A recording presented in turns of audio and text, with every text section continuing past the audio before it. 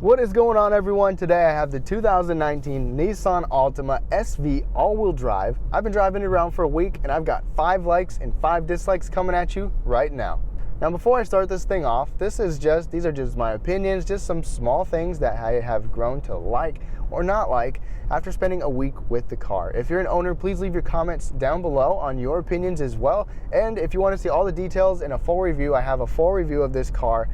Find the link in the description below.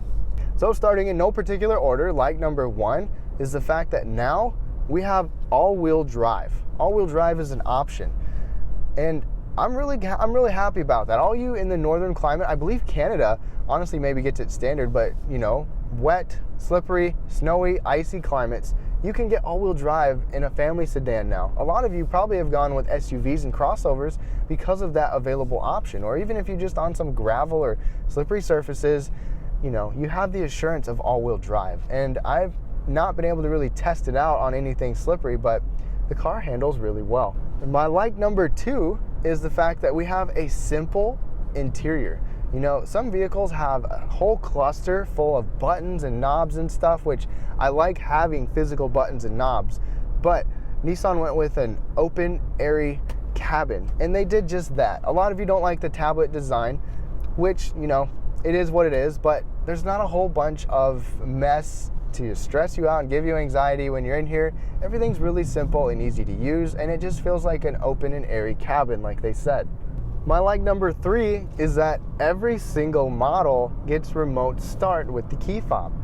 I've had a couple luxury models that don't even give you that, and you have to pay for remote start if you want it. So Nissan gives it to you even on the base model, and with that remote start is the intelligent smart key access as well as push button start. So I'd rather a base model have just a turning key, but you get it at the base model. Push button start, remote start, intelligent access.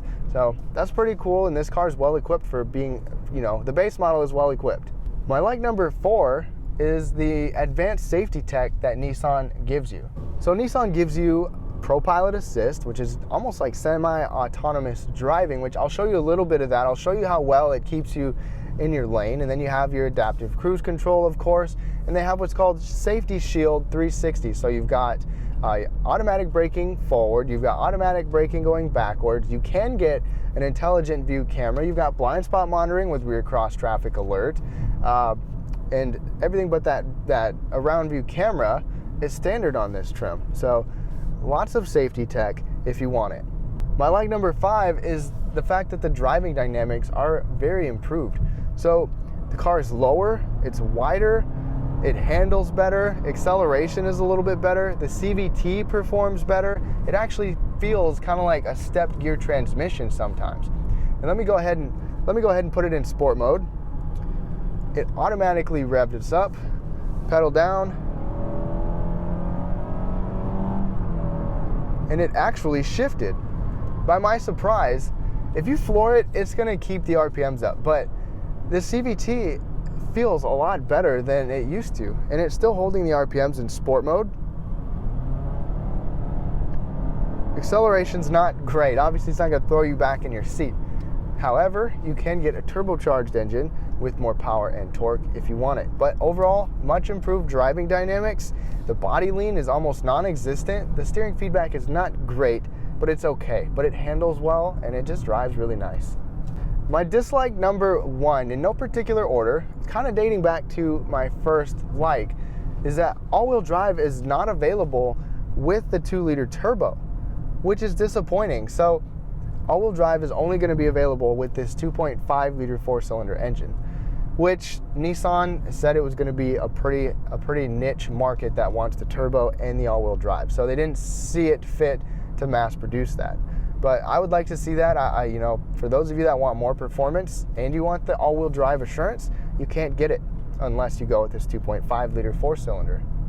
My dislike number 2 is also powertrain related, and it's the fact that a CVT is the only transmission you can get. And Nissan has not had the best reputation for their CVTs, but the CVT is improved. Nissan calls it next generation. It seems to mimic some shifts. It's not too bad, but I would like to see a regular automatic transmission in here, or a manual provided, but there's none of that. This is all you get.